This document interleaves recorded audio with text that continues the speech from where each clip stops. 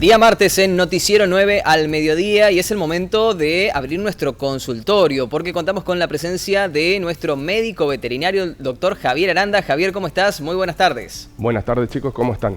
Pero muy bien, muchas gracias. Javi, el tema de hoy son las mal llamadas plagas porque en realidad la terminología es fauna urbana. ¿Esto es así? Exactamente. Tenemos que tener en cuenta que la fauna urbana son un conjunto de animales domésticos y silvestres que están viviendo con nosotros, o sea, viven en las mismas ciudades, ¿sí? Sí.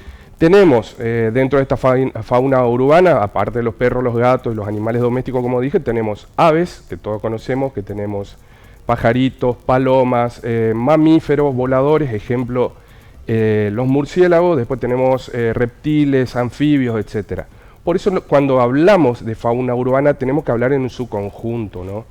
Y hoy nos queremos enfocar un poquitito en lo que son las palomas y los murciélagos, ¿sí? Muy bien. Las palomas y los murciélagos los podemos llegar a encontrar en lugares muy abiertos, como ser parques, jardines, en lugares donde hay un monte cercano, pero a la vez también sabemos de la presencia de estos animales en los barrios de la ciudad. ¿Pero por qué? Porque estos animales, sobre todo la paloma, hoy por hoy no tiene un depredador en la ciudad. Entonces, hay una gran tasa de reproducción en los lugares donde habita, donde hace sus nidos, provocando grandes problemas, sobre todo la materia fecal. Para que tengamos una idea, una paloma durante un año defeca unos 10 kilos de materia fecal, o sea, un desecho de 10 kilos por paloma tenemos más o menos calculado. Esa materia fecal puede traernos algunos problemas. ¿Por qué? Porque algunas palomas pueden estar enfermas y a personas, por ejemplo, que tengan la inmunidad disminuida, como ser inmunodeficientes o personas adultas mayores o niños que todavía no tienen su inmunidad totalmente desarrollada, pueden traerle algunos problemas respiratorios, ejemplo, hongos. ¿Por qué? Porque pueden contagiar algunas enfermedades como la criptococosis o neurocriptococosis, ¿sí? Que son enfermedades específicas que pueden llegar a ser transmitidas por las palomas, igual que la citocosis. Justamente no ahí, significa... Javi, sí, te quiero hacer una consulta, Sí. porque ¿las alimentamos o no? Porque en este riesgo de la transmisión de enfermedades, ¿qué recaudos tenemos que tener? En realidad, quieras o no, si las alimentás van a estar, y si no las alimentás también, porque como siempre digo, donde haya una persona hay animales. Nosotros Claro. generamos desechos, quiera o no, generamos restos de alimentos que son eliminados, tanto en nuestro patio, en nuestros jardines, en la vía pública, o simplemente en los lugares donde se desecha la basura, siempre va a estar.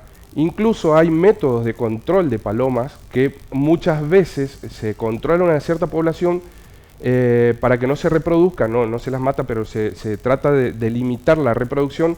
Pero ¿qué pasa? Otras poblaciones de palomas vienen a ocupar ese lugar que no están ocupando los nacimientos que estamos evitando.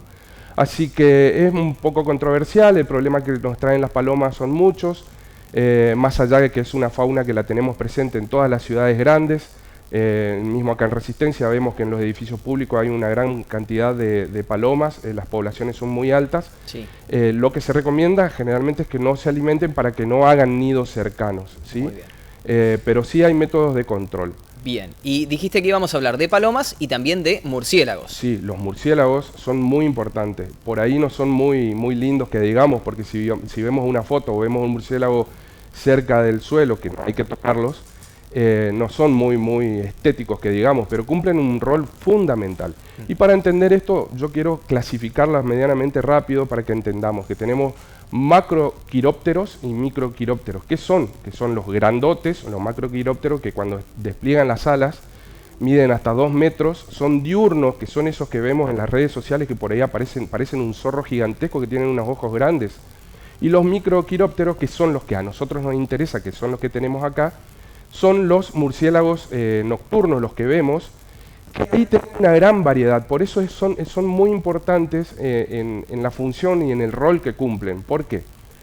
Porque tenemos murciélagos que son frugívoros, que significa que comen frutas, insectívoros, que comen insectos, nectaríferos, que son los que chupan el néctar de las flores nocturnas. ¿Vieron esos cactus que florecen a la noche, que creo que se llaman la dama de noche o la mujer de noche, algo así? Bueno, sí, esos murciélagos se van y se meten en esa flor, líbanos, o sea, chupan el néctar, y cuando se meten ahí en los pelitos, recordemos que son mamíferos que tienen pelos, en esos pelitos van llevando las pequeñas partículas de polen. Entonces cuando se van a otra flor, polinizan esa flor. Por eso es muy importante la función de estos animalitos. Aparte de que al comer frutas, eliminan con la materia fecal semillas, dispersan semillas. Otro punto aparte tenemos que hablar de los murciélagos hematófagos, los que se los llaman vampiros, ¿sí? El más conocido por todos en la mitología es por las películas de Drácula, el conde Drácula, ¿no? Pero en sí hay vampiros que se alimentan de sangre, que son los hematófagos, que estos son los que pueden llegar a transmitir la rabia, que recordemos que la rabia es una enfermedad que se transmite del animal al hombre y puede ser en realidad es mortal la enfermedad, ¿sí? Pero si se la agarra a tiempo es tratable. ¿Qué quiero decir con esto? Los murciélagos que tenemos generalmente en la ciudad son inofensivos, ¿sí? Sé que generan mucho dolor de cabeza porque hay barrios de la ciudad de Resistencia que tienen una población muy grande de esos animalitos, sobre todo generan mucho malestar por el olor que genera la materia fecal, pero también tienen una importancia en la cadena trófica, que significa que cumplen unas funciones dentro de toda la ecología de una ciudad. Claro. Y aparte el murciélago, que dijimos el vampiro, que se alimenta de sangre, que eso lo encontramos en el campo, por eso tenemos que identificar dónde están los nidos para evitar cualquier tipo de brote de rabia. Genial, Javi. Fuiste más que claro como siempre. Muchísimas gracias por esta visita y nos vemos la próxima semana. Nos vemos. El doctor Javier Aranda en la columna veterinaria aquí en Noticiero 9 al mediodía. Y atención a la audiencia, si nos quieren informar o transmitir algún tema en particular para desarrollarlo, pueden hacer a través del celular de producción o si no en nuestra cuenta de Instagram @noticiero9oficial.